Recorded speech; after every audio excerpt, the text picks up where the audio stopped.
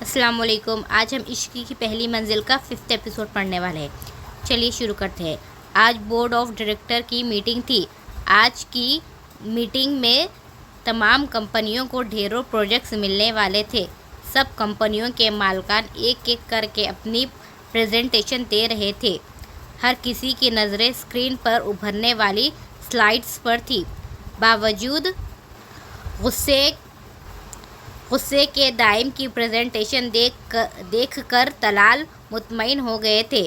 وہ چاہتے تھے ہمیشہ کی طرح سب سے زیادہ پروجیکٹس انہی کے حصے میں آئے، اور آج کل تو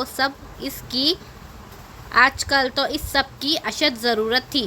وہ دائم کو بزنس میں اتنا مصروف کر دینا چاہتے تھے کہ ادھر ادھر دیکھنے کی فرصت بھی نہ ملے، اور اب دائم کی پریزنٹیشن دیکھ کر انہیں یقین تھا کہ اگلے کچھ گھنٹوں میں وہ بہت سے پروجیکٹس سائن کرنے والے ہیں۔ نیو پروجیکٹس کو مینیج کرنے اور پھر ان پہ کام سٹارٹ کروانے میں وہ واقعی اگلے 3 دن بے حد مصروف رہا۔ طلال پھر سے اپنی سابقہ روٹین میں مصروف ہو گئے۔ آج چوتھا روز تھا۔ فلیٹ پہ جانے کا خیال آیا۔ رات کے اس وقت بھی سڑکوں پہ معمول کی ٹریفک رواں تھی۔ فلیٹ پہ پہنچ کر عدن کو کال کی۔ کچھ دیر بعد اس نے دروازہ کھول دیا۔ السلام علیکم، کیا حال ہے؟ وعلیکم السلام، میں ٹھیک ہوں۔ پچھلے دنوں کی نسبت آج وہ کافی بہترین لگ رہی تھی۔ شاید یہ ربیل کی کمپنی کا اثر تھا۔ کچھ دیر بعد ہی وہ پانی کا گلاس لے کر اس کے پاس آئی۔ دائم نے موبائل سے نظریں ہٹا کر حیرت سے پانی کا گلاس دیکھا اور پھر مسکرا کر پکڑ لیا۔ اپنی زندگی کے 25 سالوں میں اس نے کبھی ممی کو ڈیڈی کی آفس سے واپس آنے پر پانی دیتے نہیں دیکھا تھا۔ ان کے نزدیک یہ سب ٹپیکل حرکتیں تھیں۔ چائے پئیں گے آپ؟ عدن میں آنے والی چینج کو وہ واضح محسوس کر رہا تھا۔ نہیں، میرا موڈ نہیں ہے، آپ ہی پیئے۔ وہ اس گلاس کو واپس تھام کر کمرے کی طرف مڑ گیا۔ کافی دیر بعد وہ چائے بنا کر کمرے کی طرف بڑھی۔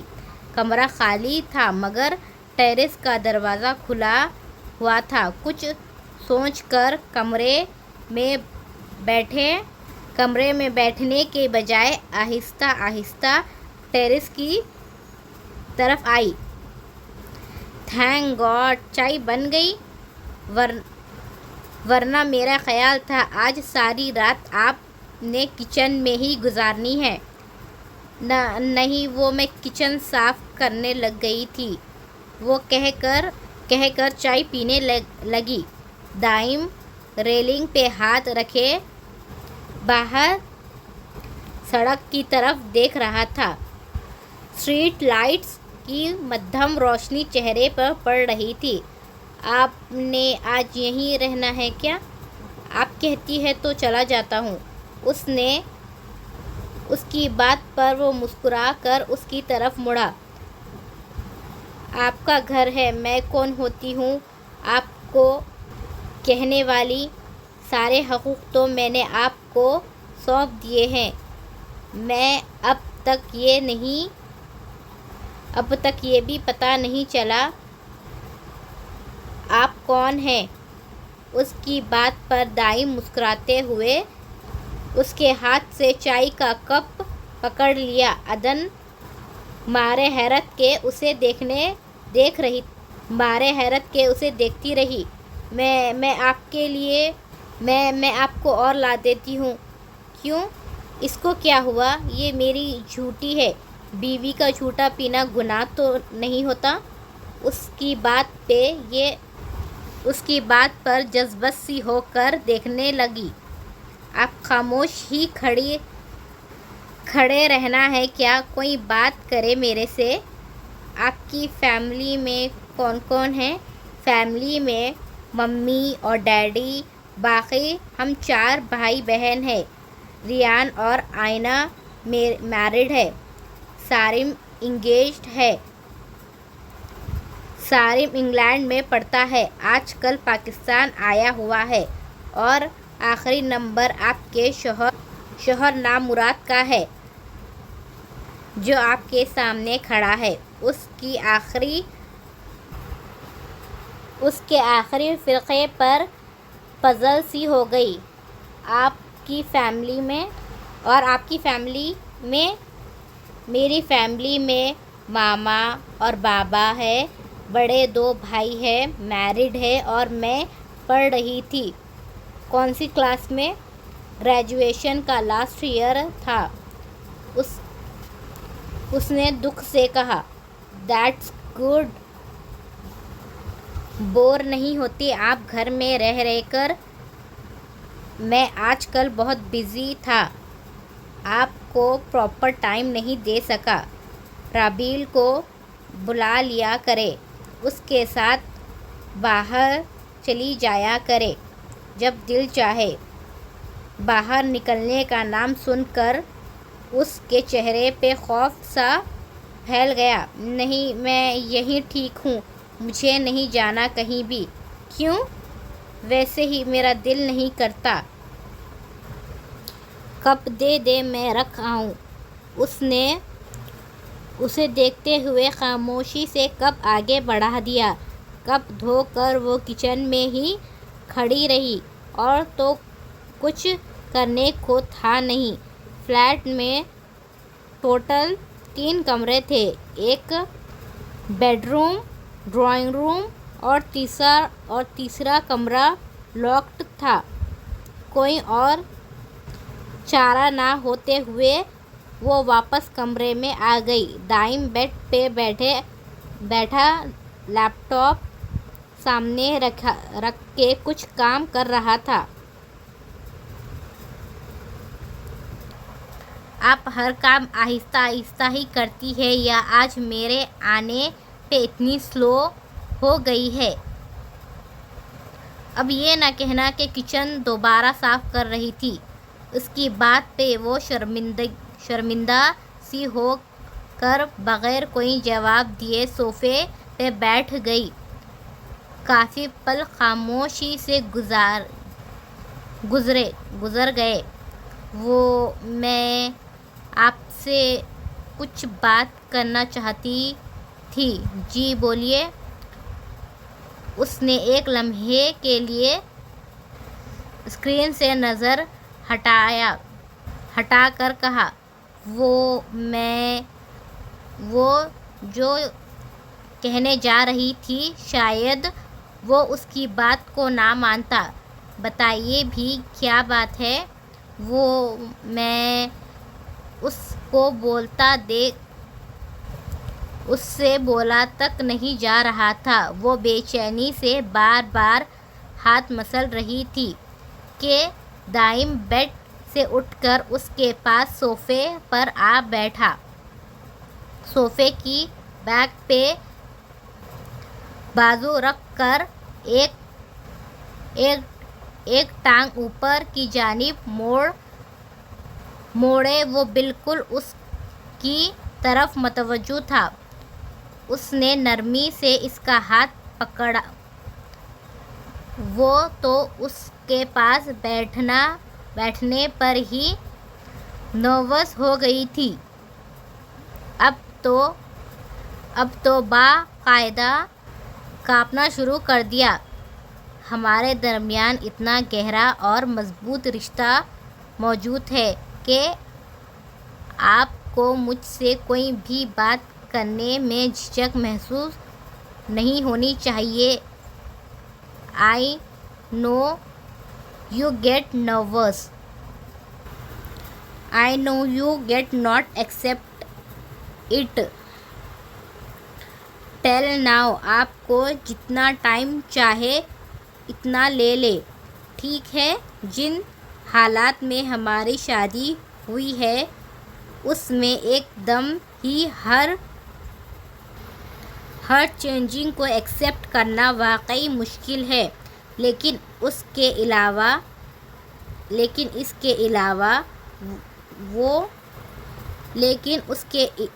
علاوہ ہم دوست بھی تو بن سکتے ہیں۔ جو بات کرنی ہے فریلی کریں، اس ڈر خوف کو ایک سائیڈ پہ رکھ کر جو بات کرنا آپ مجھ سے کچھ نہیں کہیں گی تو اور کس سے کہیں گی؟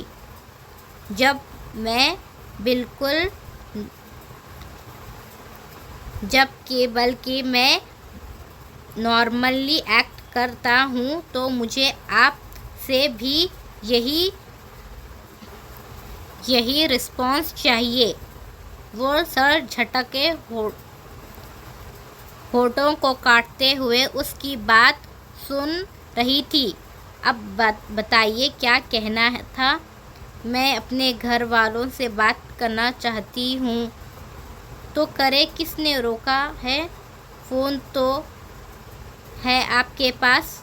اس نے خود ہی سائیڈ ٹیبل پہ پڑا موبائل اٹھا کر اس کو دیا۔ کر لو۔ کیا واقعی؟ بالکل کریں۔ اس نے کانپتے ہاتھوں سے بابا کا نمبر ملایا۔ کتنے دنوں کے بعد آج بابا کی آواز سنے گی؟ اس احساس نے ہی آنکھوں میں نمی بھر دی۔ آپ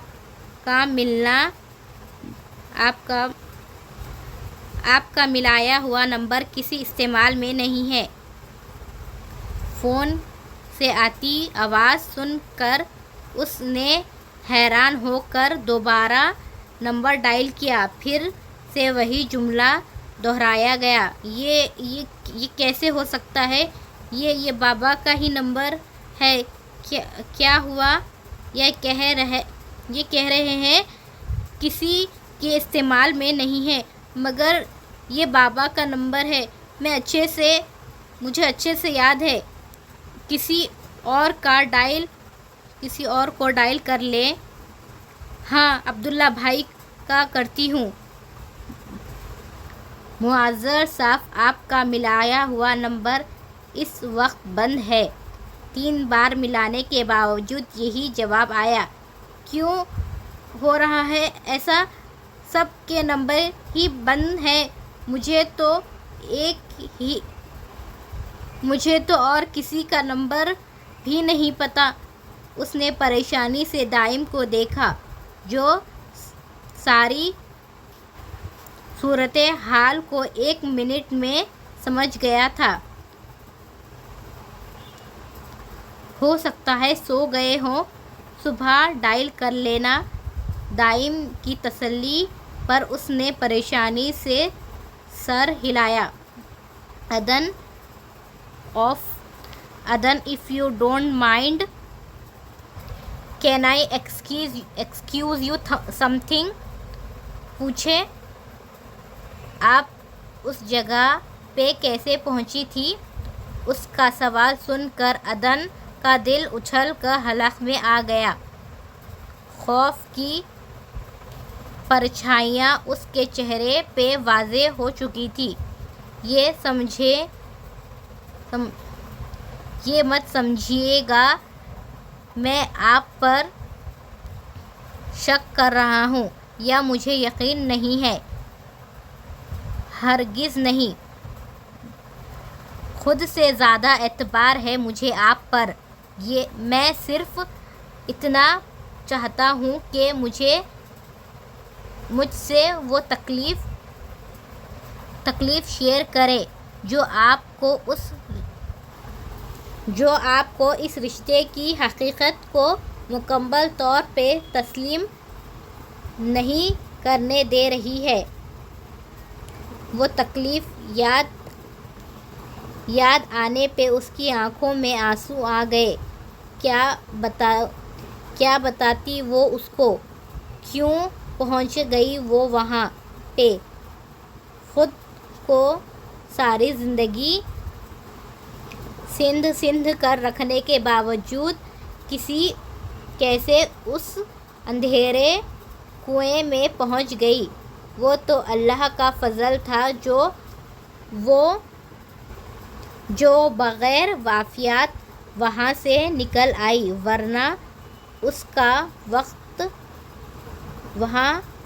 ورنہ وہ اس وقت کہاں ہوتی؟ پلیز بتائیں مجھے کیا ہوا تھا؟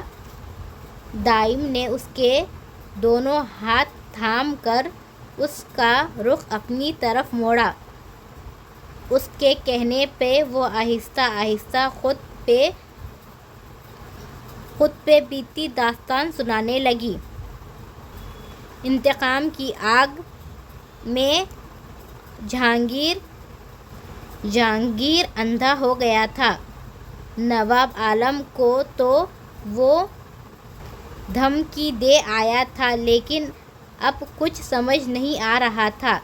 سارا دن وہ نواب عالم کو منہ کے بل گرانے کے طریقے سوچتا رہتا۔ دوسری طرف نواب عالم بھی اس کی دی گئی دھمکیوں پہ پریشان ہو گئے تھے، لیکن جب 1-2 ماہ تک جہانگیر کی جانب سے کوئی رد عمل نہ آیا تو وہ بھی مطمئن ہو گئے۔ اس رات بھی جہانگیر مہاجبین بائی کے کوٹھے پہ نشے میں دھت بیٹھا سامنے جھومتی رقاصہ کو دیکھ رہا تھا کہ یکدم اس کو اس رقاصہ میں عدن دکھائی دینے لگی۔ وہ تو آج کل ویسے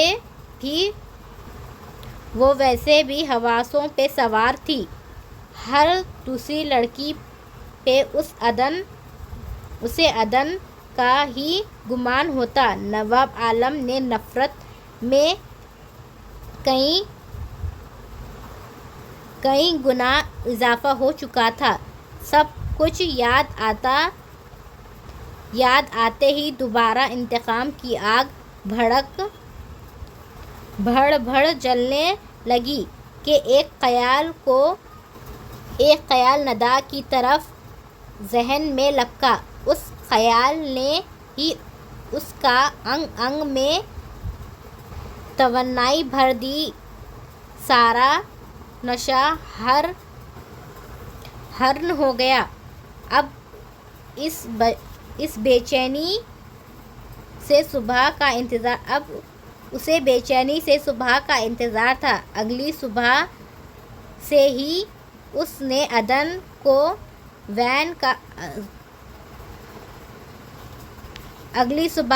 اس نے عدن کی وین کا پیچھا کرنا شروع کیا۔ صبح اور شام برابر اس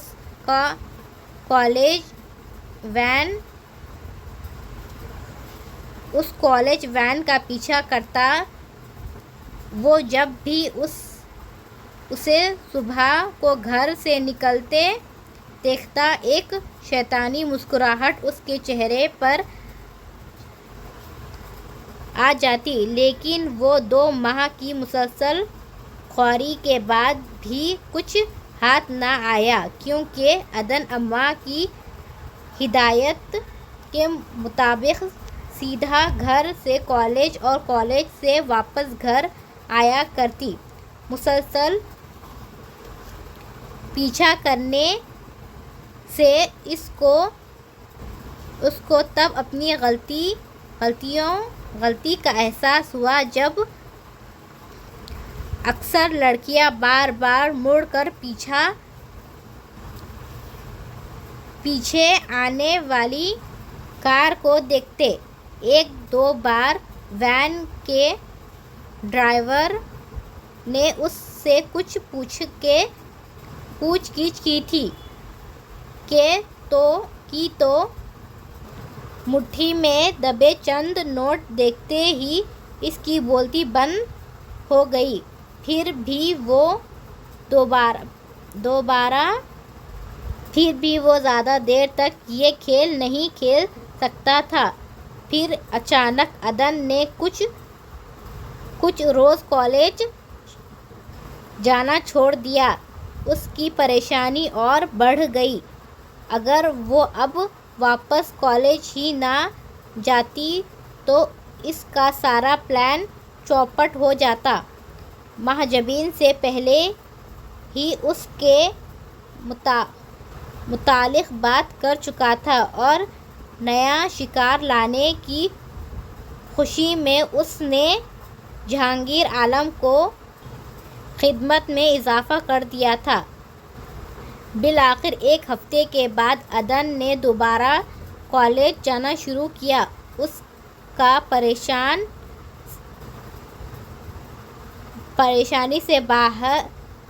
پریشانی سے بار بار پیچھے مڑ کر دیکھنا اس بات کا ثبوت تھا کہ وہ اس کے اپنے پیچھے آنے سے واقف ہو چکی تھی۔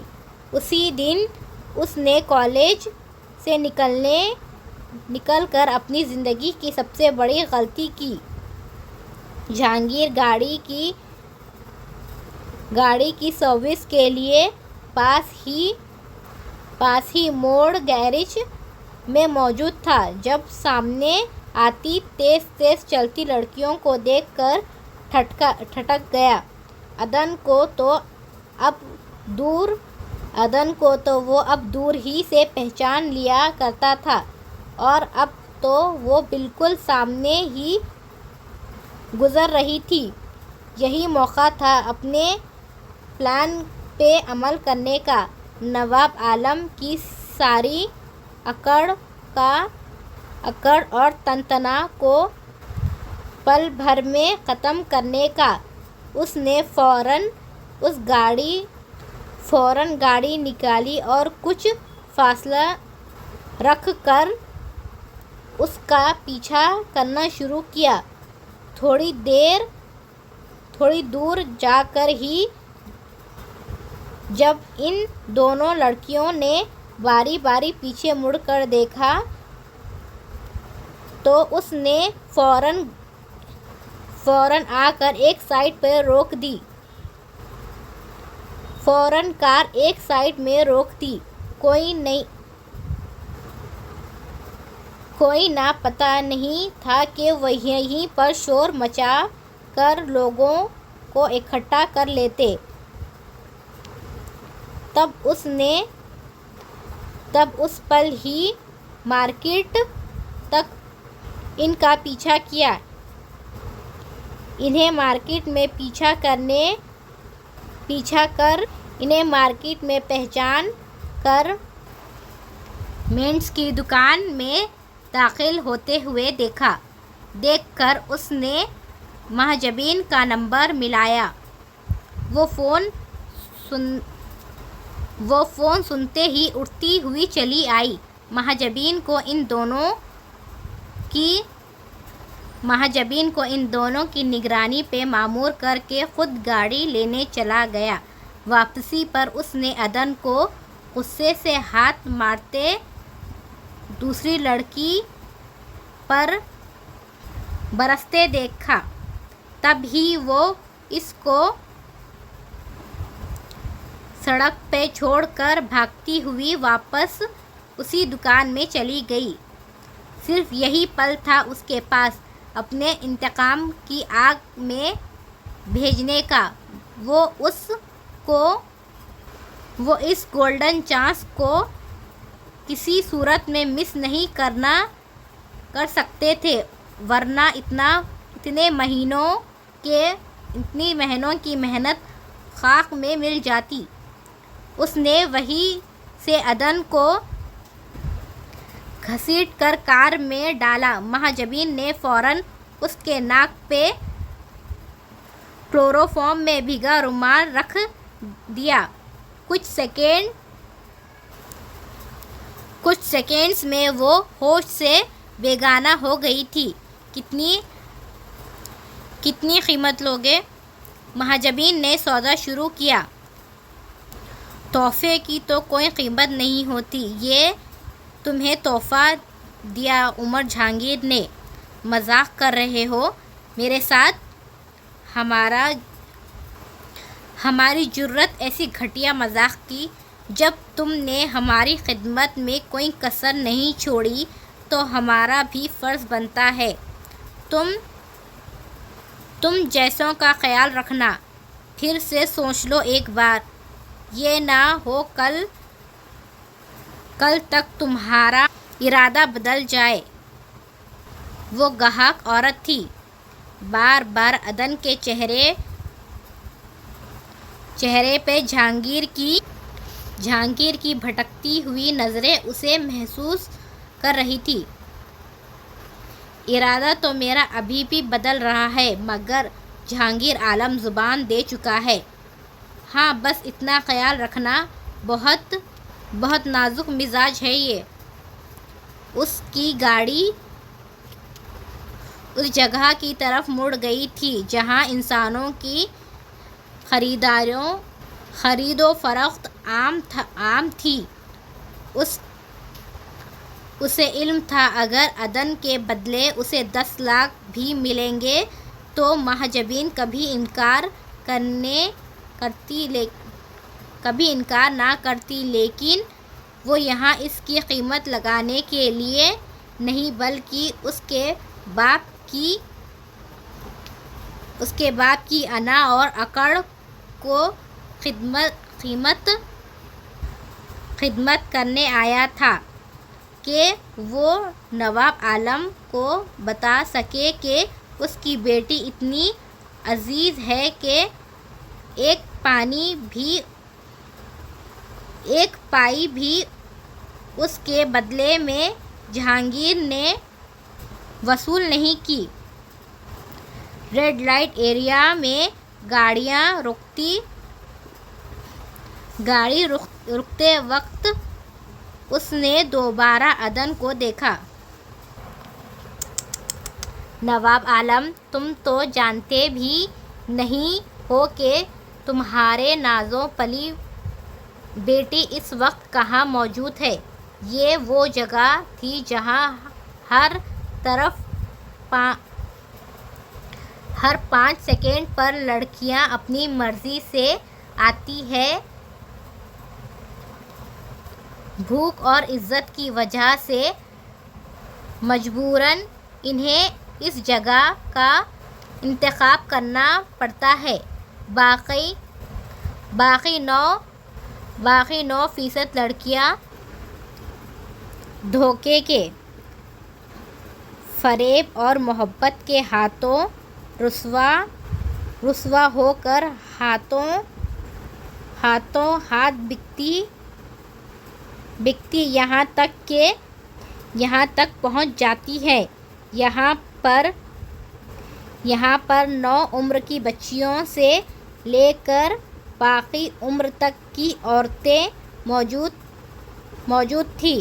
ہر کسی کی اپنی کہانی اور ان 5% لڑکیوں میں سارے کے سارے قصور ان کا اپنا ہی تھا۔ آخر کیوں وہ نامحرموں سے تعلقات استوار کر لیتی ہے، جس کی ہمارے مذہب میں سختی سے منع ہے۔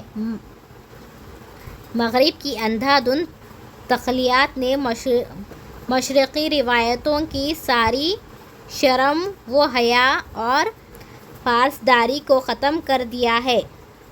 اگر لڑکی رات گئے تک نامحرموں سے باتیں کرتی ہے، آہستہ آہستہ وہ مرد اس کو اپنی باتوں سے ٹریپ کرنا شروع کر دیتا ہے۔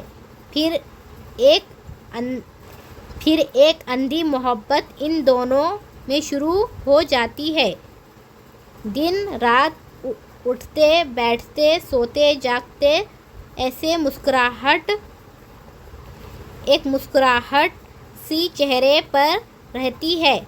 کہ کیا واقعی وہ کسی کے لیے اتنا اہم رکھتی ہے؟ پھر آہستہ آہستہ دماغ پر قفل لگنا شروع ہو جاتا ہے۔ اس سارے میں کبھی ایسا نہیں ہوتا کہ ہمارا ضمیر ہمیں نہ جھنجھوڑے، وہ تو ہمیشہ غلط اور صحیح کے فرق میں لگا رہتا ہے۔ لیکن کچی عمر کے ذہن اس ضمیر کی آواز کو سننا غور کرنا نہیں چاہتا۔ پھر ایک وقت آتا ہے یہ جب دلوں پہ مہر لگ جاتی ہے۔ انسان اور حیوان میں اس وقت کوئی فرق نہیں رہ جاتا، صحیح اور غلط کا فرق ختم ہو جاتا ہے۔ رات گئے تک ماں باپ کا اعتبار روند دیتے، دو نامحرم ایک دوسرے کے بنا مر جانے کی قسمیں کھا رہے ہوتے ہیں۔ آخر کار بے وقوف لڑکیاں کسی نامحرم کی 20-22 دن کی محبت کے لیے ماں باپ کا 20-22 سال کا پیار بھول کر رات گئے باپ کے گھر کی دہلیز پار کرتی جاتی ہے۔ گھر کی چار دیواریوں کو پار کر کے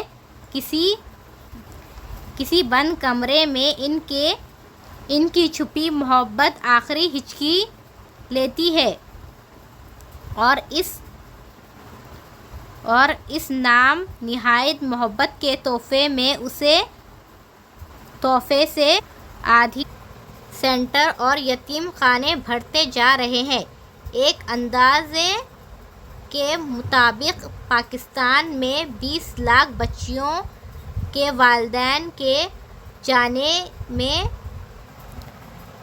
بلقیس آدھی اور عبداللہ ستار آدھی کا نام لکھا ہوا ہے۔ بہت سے کیس میں وہ مرد اس عورت کو وہاں پر چھوڑ دیتا ہے اور بعض اوقات کمینگی کی انتہا دکھاتے ہوئے اس کو ان جگہوں پہ بھیج دیا جاتا ہے جہاں مہاجبین جیسی عورتیں ان لڑکیوں کو معاشرے کے بھیڑیوں کے لیے تذلیل تر نوالا بنا دیتی ہیں۔ یہاں لڑکیاں بالآخر ان کوٹھوں کی زینت بن جاتی ہیں جہاں سے نکلنے کا پھر کوئی راستہ نہیں بچتا۔ اگر خوش قسمتی سے وہ اس دلدل سے نکل بھی جائے تو ہمارے معاشرہ کبھی انہیں وہ عزت اور مرتبہ نہیں دیتا، سو مجبوراً انہیں اپنی باقی ماندہ زندگی بددعاؤں کی ذلت، بددعاؤں کی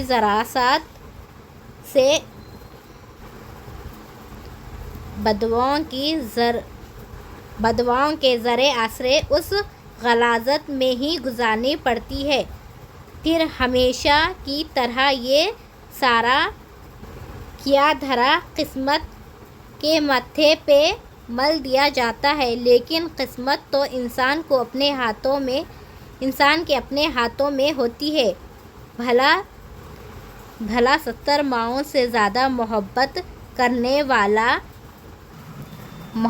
کرنے والا کیسے کسی کا نصیب برا لکھ سکتا ہے؟ اگر یہ بات وہاں آنے والی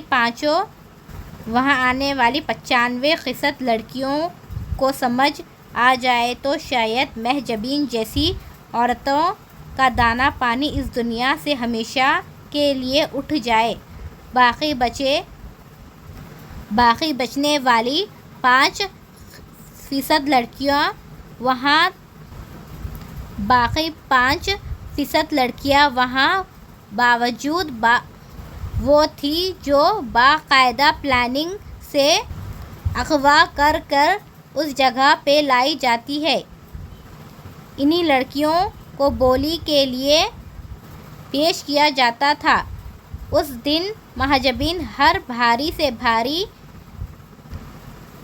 آسمی کو اپنے یہاں پہ آنے کی دعوت دیتی ہے۔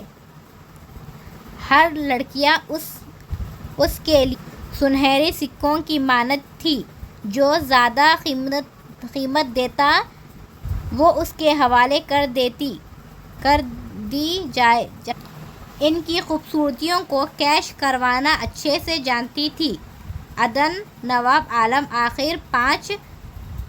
آخری 5 پر عدن عالم آخری 95 سیکنڈ لڑکیوں میں سے آ گئی تھی۔ پچھلے ایک ماہ کی اذیت اس کو سناتے ہوئے عدن کی آنکھوں سے آنسو آگتوار سے گر رہے تھے۔ وہ بغیر پلکے جھپکے اس پہ بیتی داستان کا ایک لفظ سن رہا تھا۔ اگر وہ اس دن وہاں نہ پہنچتا تو کہاں ہوتی یہ لڑکی؟ یہ سوچتے ہی اس کے رونگٹے کھڑے ہو گئے۔ آخر کیوں اس نے کیوں مجھے اتنی بڑی سزا دی؟ بے قصور ہوتے ہوئے بھی۔ میں تو ہر کسی کی نظروں میں معتوب ہوں۔ کس کو گواہی دوں گی میں اپنے کردار کی؟ اس نے ایک بار بھی نہیں سوچا کیا ہوگا میرے ماں باپ کا؟ اس سب سے تو بہتر تھا کہ وہ مجھے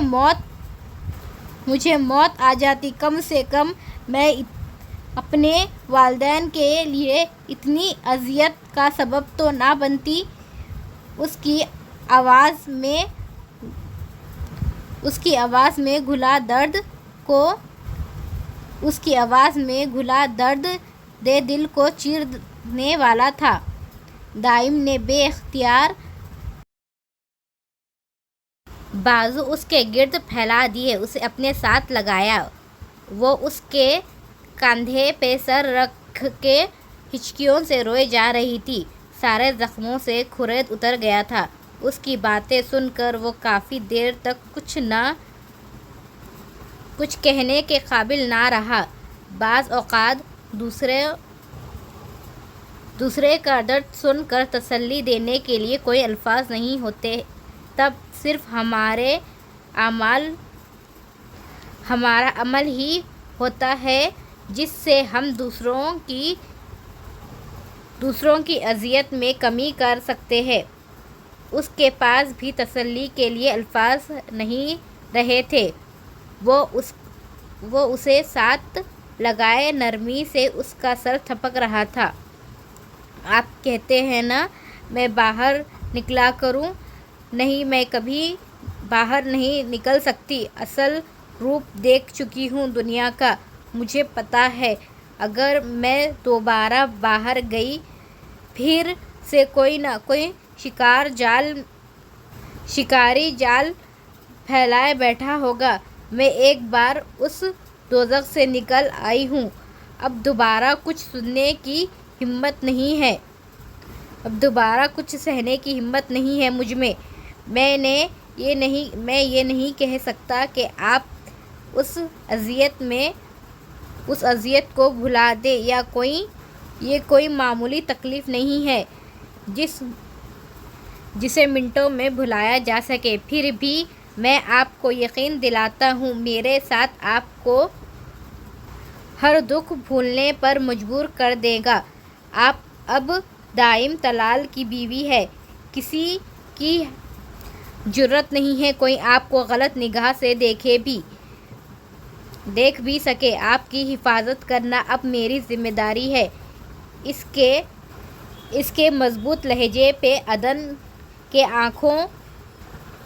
کے آنسو پلکوں پر ہی ٹھہر گئے۔ میں اتنی عنایت کے قابل نہیں ہوں۔ میں ایک بکی ہوئی ذات ہوں۔ اس کی بات پہ دائم نے کرب سے آنکھیں بند کر لیا۔ کیوں دیے آپ نے 50 لاکھ میرے بدلے میں؟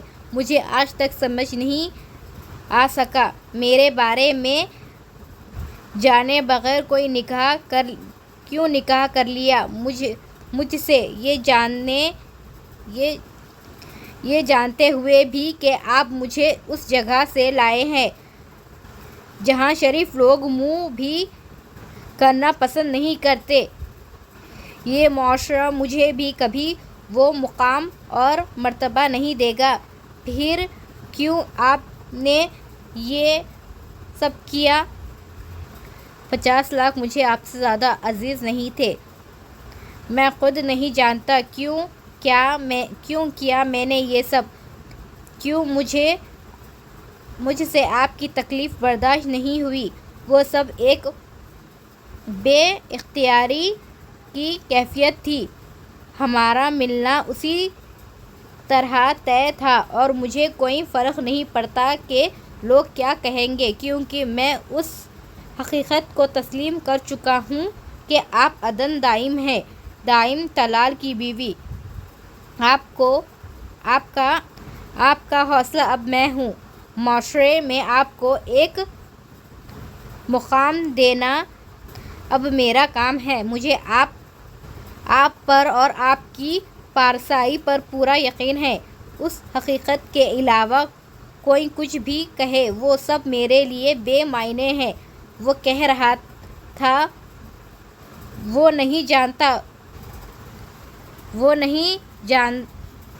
یہ نہیں جانتا کہ اس نے یہ سب کیوں کیا، مگر عدن جانتی تھی۔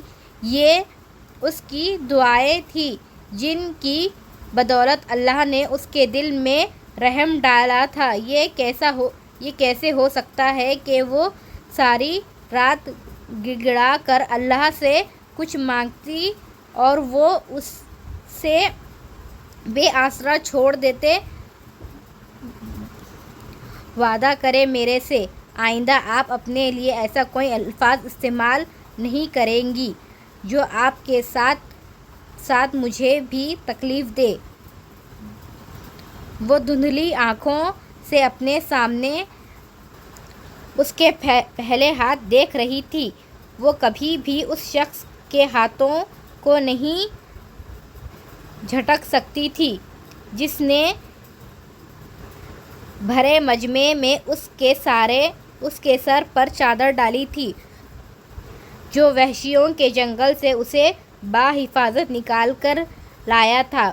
اس نے آہستگی سے اپنے ہاتھ اس کے ہاتھ پر رکھ دیا۔ دائم نے اس کی پلکوں پہ ٹھہرے آنسو صاف کیے۔ اپنے پیرنٹس کا ایڈریس دینا مجھے، میں وہاں کی صورتحال پتہ کروا لوں گا۔ آپ وہاں جائیں گے؟ میں بھی آپ کے ساتھ چلوں گی۔ مجھے لے کر جائیں گے نا آپ؟ پہلے مجھے وہاں کی صورتحال پتہ کر لینے دیں، اس کے بعد اگر پاسبل ہو تو ضرور۔ اس کی بات پہ عدن نے سر ہلا دیا۔ چلیں اب آرام سے سو جائیں، رات بہت ہو گئی ہے، صبح مجھے آفس بھی جانا ہے، ورنہ پھر سے ڈیڈی کی ڈانٹ سننی پڑے گی۔ آپ کر لیں اپنا کام، میں یہاں پر ٹھیک ہوں۔ اس کی بات پہ وہ ہلکا سا مسکرایا۔ اسے تکلف کی ضرورت نہیں تھی۔ اپنی جگہ پہ لیٹے، میں وہاں بیٹھ کر بھی اپنا وقت سکون سے کر سکتا ہوں۔ وہ اس کے سر پر ہلکی سی جھپٹ لگاتا ہوا اٹھ کھڑا ہوا۔ کچھ دیر بعد ہی وہ پرسکون سی سو گئی۔ اغوا ہونے کے بعد سے لے کر اب تک پہلی بار اس کے چہرے پر اس قدر اطمینان تھا۔ وہ اپنے سارے دکھ درد اس شخص کے ساتھ بانٹنے کے بعد سکون سے سو گئی تھی جو اب اللہ کے علاوہ اس دنیا میں اس کا واحد سہارا تھا۔ دائم نے ایک نظر اس کے مطمئن سے چہرے پر ڈالی۔ وہ اس شخص کو جان سے مار دینا چاہتا تھا جس کی بدولت وہ معصوم سی لڑکی اتنی اذیتوں سے گزری تھی۔ معاشرے کے ان چند ناسوروں کی وجہ سے کب تک حوا کی بیٹیاں ذلیل ہوتی رہیں گی؟ ضرور ان لوگوں کی وجہ سے صرف ان لوگوں کی وجہ سے کتنی ہی بیٹیاں باپ کی چوکھٹ سے پہ ہی ساری عمر گزار دیتی ہے۔ آخر کب تک بنت حوا انسانیت سوز ظالم سہتی رہے گی؟ اس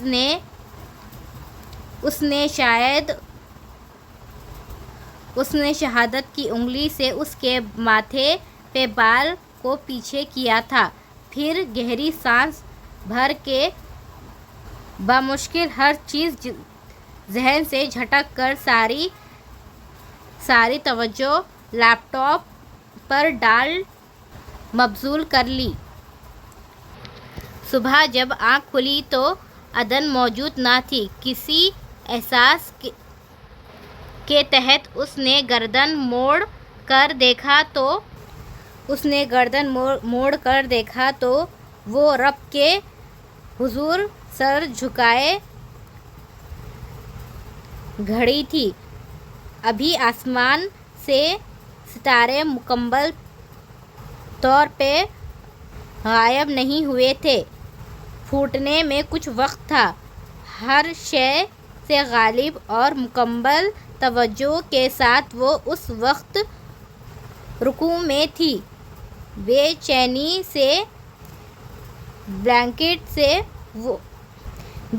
سے بلینکٹ ہٹاتا ہوا وہ اٹھ بیٹھا۔ سجدے میں جاتے ہوئے کتنا سکون تھا اس کے چہرے پہ۔ وہ خاموشی سے اسے دیکھے جا رہا تھا۔ شاید شہادت کی انگلی کچھ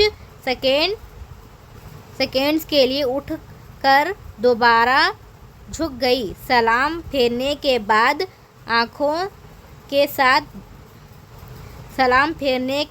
بند آنکھوں کے ساتھ دعا کے لیے اٹھتے ہاتھ دیکھ کر دائم کے اندر گھٹن مزید بڑھ گئی۔ وہ سہد قدموں سے چلتا اس کے پاس آ کر بیٹھ گیا۔ اس نے جیسے ہی دعائیں انداز میں ہاتھ منہ پہ پھیرا، دائم نے بے اختیار کچھ کہے اس کے ہاتھ پکڑ کر واپس دعا کے انداز میں پھیلا دیے۔ ابھی نہ اٹھے، ابھی میرے لیے کچھ مانگے اللہ سے۔ کیا سکون نہیں ہے میرے پاس؟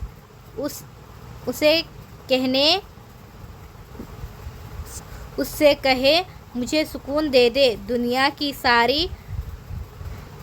کی ہر آسائشات ہوتے ہوئے بھی میں اس نعمت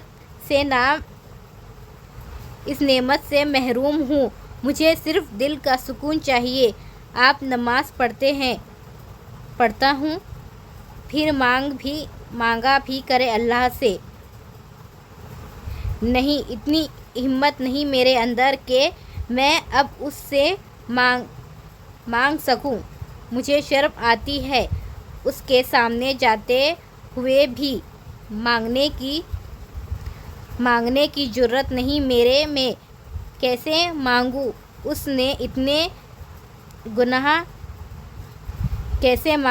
سے؟ اتنے گناہ کیے ہیں میں نے، اور گناہ بھی وہ جن کی شاید معافی ہی نہ ہو۔ زندگی کی 25 سال غفلت میں گزارنے کے بعد کیسے ایک دم سے کہہ دوں کہ مجھے معاف کر دے میرے بارے میں، تو آپ صرف اس چیز سے اندازہ لگا سکتی ہیں کہ میں اس رات اس کوٹھے پہ موجود تھا۔ میں تو اس معجزے پہ حیران ہوا ہوں، آپ میری زندگی میں کیسے آ گئی؟ میں نے تو کبھی کوئی نیکی نہیں کی، پھر کیوں اللہ نے آپ کو مجھے سونپ دیا؟ وہ دنیا کی خوش قسمت لڑکی تھی جسے اس کا شوہر یہ کہہ کر مطالبہ کرا رہا تھا کہ اس کی زندگی میں کسی نیکی کے عوض آئی ہے۔ رات کے اس پہر ان دونوں کی آنکھوں میں نمی تھی۔ فرق صرف اتنا تھا، ایک کی آنکھوں میں تشکر کی جھلک، دوسرے کی آنکھوں میں ناامیدی کی۔ وہ اب بھی سر جھکائے اس کے ہاتھوں کی لکیروں کو دیکھ رہا تھا، اندر کی ٹوٹ پھوٹ کا اندازہ اس کے چہرے سے ہو رہا تھا۔ عدن کے آنسو گالوں پہ پھیل گئے، مگر وہ مرد تھا، اپنی آنکھوں کی نمی کو واپس اندر اتارنا جانتا تھا۔ قرآن کریم میں اللہ کا ارشاد ہے، اے ابن آدم، ایسا کوئی گناہ نہیں جو میں معاف نہ کر سکوں۔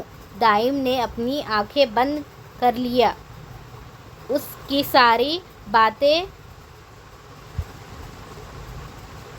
کی ساری باتوں کا جواب میں عدن نے صرف ایک جملے نے دل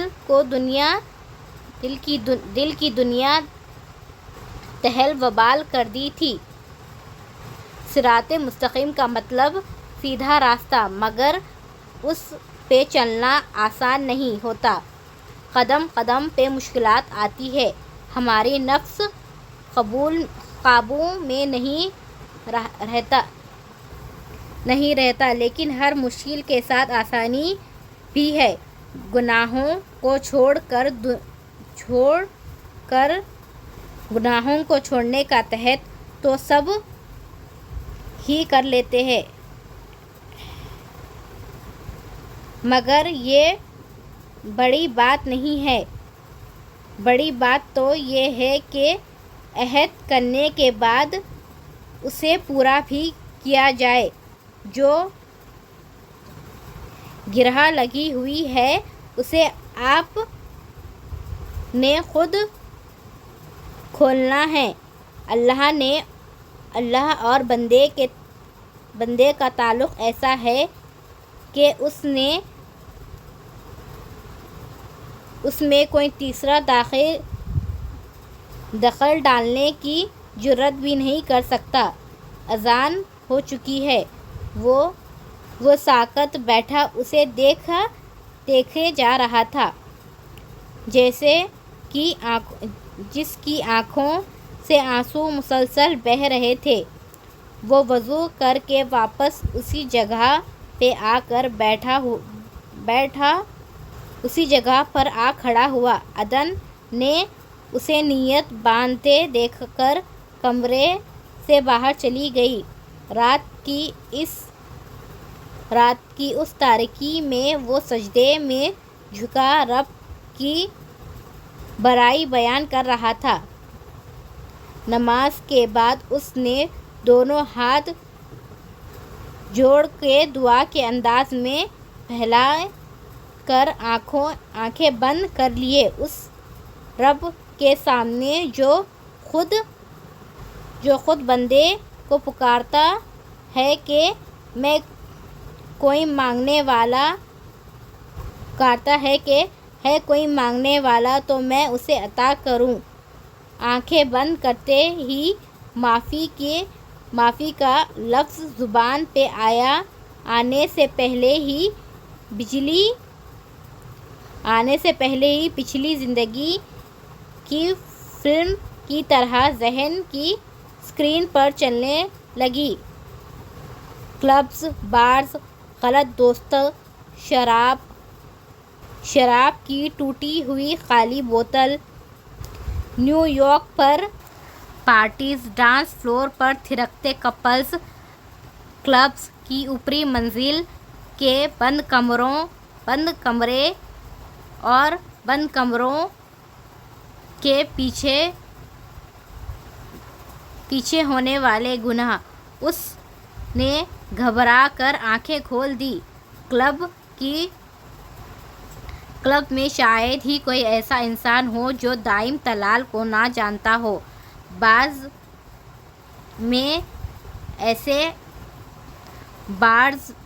میں اسے ہمیشہ چیف گیسٹ کی حیثیت ملتی تھی۔ کتنی ہی لڑکیوں سے اس کی وہاں پہ دوستی تھی۔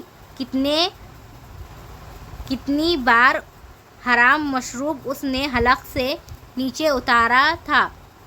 ہاتھ واپس پہلو میں گر گئے۔ نہیں،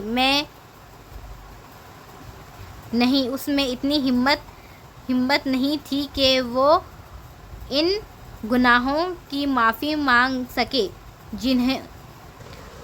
مانگ سکتا جنہیں سوچتے ہوئے بھی شرم آ رہی تھی۔ وہ وہاں سے اٹھنا چاہتا تھا مگر کوئی اونچی قوت اسے وہاں سے ہلنے بھی نہیں دے رہی تھی۔ اے ابن آدم، ایسا کوئی گناہ نہیں ہے جو میں معاف نہ کر سکوں۔ اس آیت نے پھر سے حوصلہ پیدا کر دیا۔ اس نے ہر خیال ذہن سے جھٹک کر دوبارہ ہاتھ اٹھا لیے۔ صرف ایک بار مجھے معاف کر دے اللہ۔ 25 سال میں نے غفلت میں گزارے ہیں مگر اپنی آئندہ کی زندگی کو میں اس کی نظر نہیں کر سکتا۔ میرے میں سر اٹھانے کی بھی ہمت نہیں ہے، لیکن میں پھر بھی مانگوں گا۔ میں لوتھڑے وجود کے ساتھ تجھ سے ہر گناہ کی معافی مانگتا ہوں۔ میرے دل کی ہر کھوٹ کو ختم کر دے۔ میرے آنسوؤں کو اپنے لیے خالص کر لے۔ تیری رحمت ہمیشہ تیرے غضب پر حاوی رہی ہے۔ ہمیشہ کی طرح ایک بار پھر دائم طلال پہ نظر کرم کر۔ میں وعدہ کرتا ہوں میں کبھی اس غلط راہ کی طرف نہیں پلٹوں گا۔ بس مجھے راہ راست سے ہٹا نہ دینا۔ گرہ کھل رہی تھی۔ دل کی گھٹن نے آنسوؤں کے ذریعے باہر کا راستہ دیکھ لیا تھا۔ رات کی اس پرنور تاریکی میں ایک وعدہ ہوا تھا جو اس نے چہرہ سو پہلی خاموشی کو گواہ بنا کے اللہ سے کیا تھا۔ اب ساری زندگی اسے اس وعدے کو نبھانا تھا۔ جس دن سے وہ اس روش سے ہٹا تھا، دل کی بے چینی بڑھ گئی تھی۔ گناہوں کی لذت بار بار خود تک آنے پر مجبور کرتی، مگر اس وقت اس کے چہرے پہ پھیلا اطمینان اس بات کا گواہ تھا کہ اس کے دل کا رنگ اترنا شروع ہو چکا تھا۔ کچھ دیر بعد عدن اسے ناشتے کے لیے بلانے آئی تو وہ ڈریسنگ ٹیبل کے سامنے بالکل تیار کھڑا خود پر پرفیوم اسپرے کر رہا تھا۔ اس نے ناشتے کا کہہ کر وہ ٹیبل پہ برتن سیٹ کرنے لگی۔ میں خود لے لوں گا، آپ بیٹھ کر ناشتہ کریں۔ اس نے اس سب کی عادت نہیں ہے مجھے، اگر میں بگڑ گیا تو مسئلہ آپ کو ہی ہو جائے گا۔ عدن جو ناشتے کی ایک ایک چیزیں اس کے سامنے رکھ رہی تھی، اس کے برجست کہنے پر وہ جھم سی گئی۔ آپ آج کرو گے نا میرے گھر والوں کے بارے میں؟ میں نے ابھی ٹرائی کیا ہے، نمبر پھر بند ہی جا رہا ہے۔ آپ پریشان مت ہو، میں جیسے ہی تھوڑا فری ہوا فوراً پتہ کرواؤں گا۔ ہو سکتا ہے انہوں نے نمبر چینج کر لیا ہو، نہیں تو نمبر کیوں چینج کرنا ہے انہوں نے؟ اگر ہوا بھی ہے چینج تو کوئی ایک تو فون اٹھائے۔ بابا اور عبداللہ بھائی دونوں ہی کا نہیں مل رہا ہے۔ اس نے لہجے میں اداسی اتر آئی۔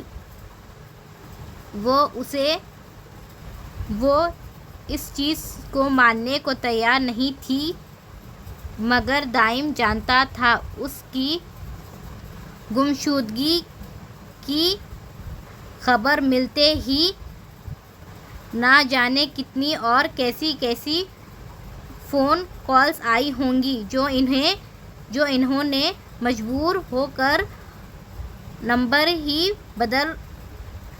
ہی بند کرنا پڑا، مگر یہ بات کہہ کر وہ اسے پریشان نہیں کر سکتا تھا۔ پریشان ہونے کی ضرورت نہیں ہے، 2-4 دنوں میں ہی پتہ چل جائے گا۔ اوکے، اب میں چلتا ہوں، ٹائم ہونے والا ہے آفس کا۔ Take care. وہ رسٹ واچ باندھتا ہوا کھڑا ہوا۔ آپ آج آئیں گے نا؟ موبائل چیک کرتے ہوئے دائم نے ہاتھ لمحے بھر کو روکا۔ وہ خوش گوار حیرت سے پیازی رنگ کے دوپٹے میں مخیط چہرے کو دیکھتے ہوئے بالکل سامنے آ کھڑا ہوا۔ آپ کریں گی میرا انتظار؟ اس کے سوال پہ فوراً سٹپٹا گئی۔ نہیں، میں نے تو بس ویسے ہی پوچھ لیا تھا۔ یعنی کہ آپ کہنا چاہتی ہیں میں نہ آؤں؟ نہیں، میں نے تو یہ نہیں کہا۔ It mean you wait for me. لہجے میں خود بخود شوخی اتر آئی۔ عدن کو فوراً جلد بازی میں کہہ گیا اپنا جملہ کا احساس ہوا۔ آپ کو دیر نہیں ہو رہی آفس سے؟ وہ اس کی طرف دیکھنے سے بھی گریز کر رہی تھی۔ آؤں گا میں، میرے آنے تک تیار رہیے گا، آج ڈنر باہر کریں گے۔ وہ اس کے چہرہ تھپتھپا کر خدا حافظ کہتا ہوا چلا گیا۔ ڈیڈی کو پہلے سے ہی اپنے آفس میں بیٹھا دیکھ کر وہ چونک گیا۔ لے بھائی دائم بیٹا، اب حساب کتاب کے لیے تیار ہو جا۔ وہ گلا کھنگارتا ہوا اندر داخل ہوا۔ السلام علیکم ڈیڈی، خیریت؟ اتنی صبح آ گئے آپ؟ یہ ٹائم ہے تمہارے آفس آنے کا؟ طلال نے دیکھتے ہی غصے میں آ گیا. سوری, ٹریفک میں پھنس گیا تھا. چلو اب تو ٹریفک میں پھنسے ہوئے تھے مگر رات کہاں پھنس گئے تھے. جو گھر آنا بھی یاد نہیں رہا. ڈیڈی, جب آپ کو پتہ ہے تو آپ کیوں پوچھ رہے ہیں؟ اگر تمہاری یہی روٹین رہی نا تو اس بزنس کا کباڑہ ہو جائے گا. اگر تم اسے نہیں مینیج کر سکتے تو صاف صاف کہہ دو تاکہ میں کسی اور بندے کا بندوبست کر لوں. کم سے کم تمہارے ہاتھوں تباہ تو نہ ہو یہ.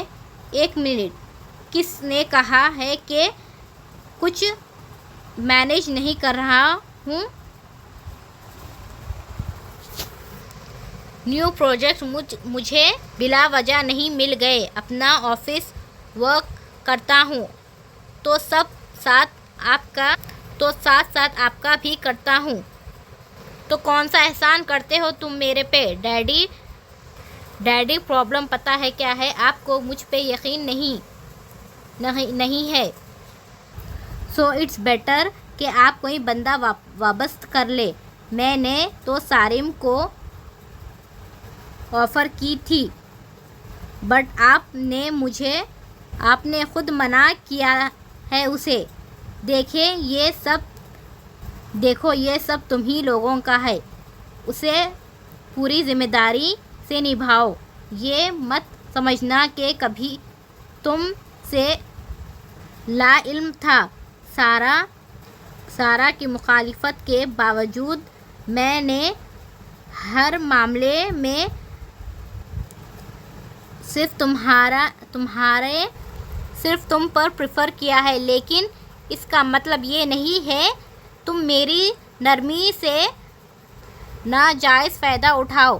یہ جو آج کل تم نے نئی مصیبت پال لی ہے نا اس سے جتنی جلدی ہو سکے جان چھڑاؤ. ورنہ مجھے بہت سے طریقے آتے ہیں تمہیں لائن پہ لانے کے. میں تمہارا باپ ہوں. تم میرے باپ بننے کی کوشش مت کرو. طلال کے ہاتھ میں پکڑی فائل زور سے ٹیبل پہ مارتے ہوئے باہر چلے گئے. شام کو اس نے آنے سے پہلے عدن کو فون کر کے تیار ہونے کا کہا مگر اسے گھر آنے تک بھی وہ تیار نہ ہوئی. مجھے باہر نہیں جانا.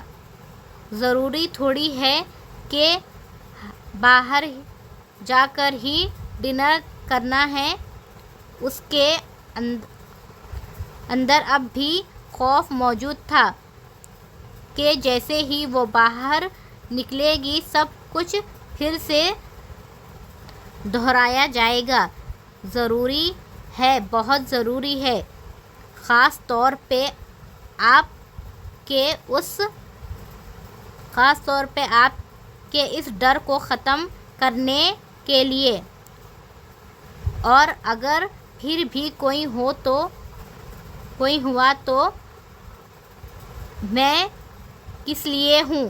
صرف 5 منٹ ہی جلدی سے تیار ہو کر آئیں. پہلے شاپنگ کریں گے پھر ڈنر. کچھ دیر بعد وہ اچھے سے چادر اوڑھ کر باہر آئی. پریشانی اب بھی چہرے سے عیاں تھی. دائم اسے جو بھی بات کرتا آگے صرف ہاں ہوں میں جواب دے پاتی. شاپنگ مال کے باہر اترنے سے پہلے اس نے اچھی طرح ارد گرد دیکھا پھر مضبوطی سے چادر تھامے باہر نکل آئی. اور کب تک کریں گی ایسے؟ وہ سینے پہ ہاتھ باندھے اس کے مقابل آ کھڑا ہوا. کیا عدن نے ناسمجھی سے اسے دیکھا۔ آپ تو ایسے ریاکٹ کر رہی ہے جیسے میں آپ کو اغوا کر کے لایا ہوں۔ کم آن یار، میں آپ کے ساتھ ہوں۔ بی بریو، کچھ نہیں ہوگا۔ اگر آپ اسی طرح کرتی رہیں گی تو کیسے موو کریں گی دنیا میں؟ یہاں پہ کوئی اتنا فارغ نہیں ہے کہ ہمیں چیک کرتا رہے، پھر چیک کرتا پھرے۔ جب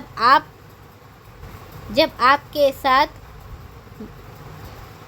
ہوں تو کس سے ڈرنا یا گھبرائے کی ضرورت نہیں ہے۔ اوکے، چلے آئیں، پہلے شاپنگ کرتے ہیں، پھر ڈنر کریں گے۔ وہ اس کا ہاتھ تھامتا ہوا اندر کی جانب بڑھ گیا۔ شاپنگ کرتے ہوئے بھی جس چیز میں بھی اس کی چوائس پوچھتا تو عدن صرف سر ہلانے پہ اتفاق کرتی۔ یہ ساری چیزیں میں نے یوز نہیں کرنی، نہ ہی یہ ساڑی میں نے باندھنی ہے۔ اسے لے جو لینا ہے وہ خود لے، اب میں بالکل نہیں بولوں گا۔ دائم کے کہنے پر ساڑھی کو دیکھتے ہوئے بے ساختہ مسکراہٹ اس کے چہرے پر آئی۔ بالآخر اس کی بجائے وہ خود چیزیں پسند کرنے لگی۔ اس کو مسکراتا دیکھ کر دائم نے سکون کا سانس لیا۔ وہ اسی لیے بھیڑ والی جگہ پہ لایا تھا تاکہ نئے چہرے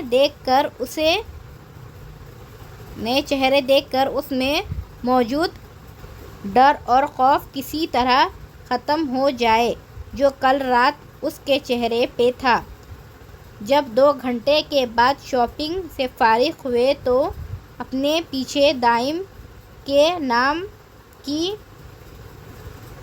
نام کی پکار پڑتے ہی ان دونوں نے بے ساختہ پیچھے مڑ کر دیکھا، مگر عدن کو دیکھتے ہی سامنے آتا وجود ٹھٹک کر اپنی جگہ پہ رک گیا۔ Hi Asad, how are you? I am fine, تم کیسے ہو؟ اس کی نظریں اب بھی عدن پہ تھیں جس نے چادر کا پلو چہرے پر مزید آگے کر لیا۔ یہ اسے نہ جانتے ہوئے بھی عدن کا تعارف ضرور سمجھا، مگر دائم کے منہ سے نکلنے والے لفظ سن کر وہ ساکت ہو گیا۔ شی از مائی وائف اینڈ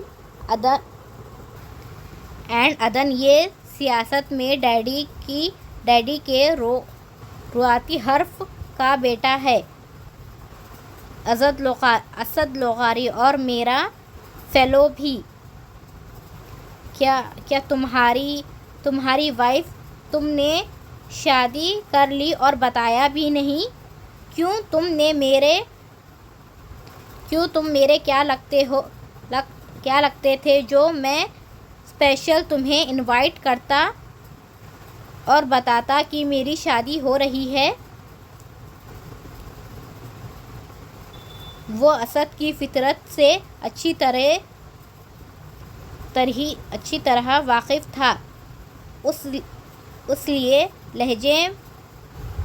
اسی لیے لہجے میں خود بخود تلخی اتر آئی۔ چلو دوست نہ سہی دشمن ہی سہی، ایک بار منہ میٹھا کروانے کا حق تو بنتا تھا۔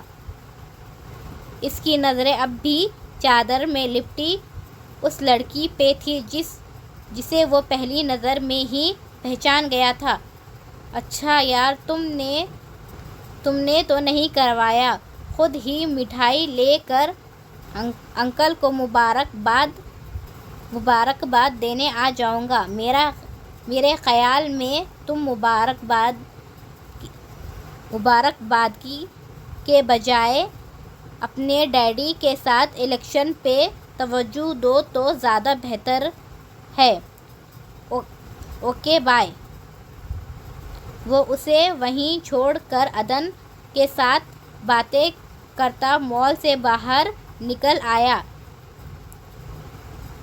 جانے بغیر کہ کوٹھے پہ اس رات تماشائیوں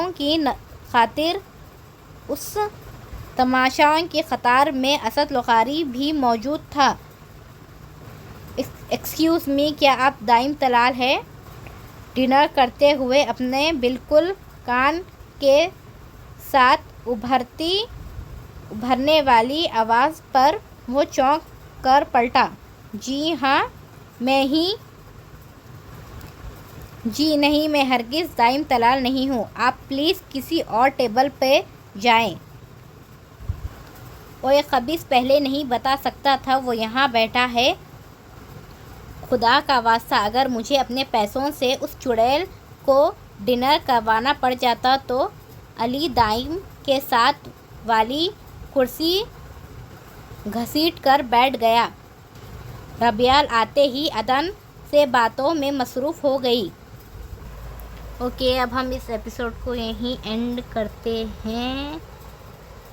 اور مجھے نا یہ اسٹوری تھوڑی نا پیرے کامل جیسی لگ رہی ہے، اور ہاں،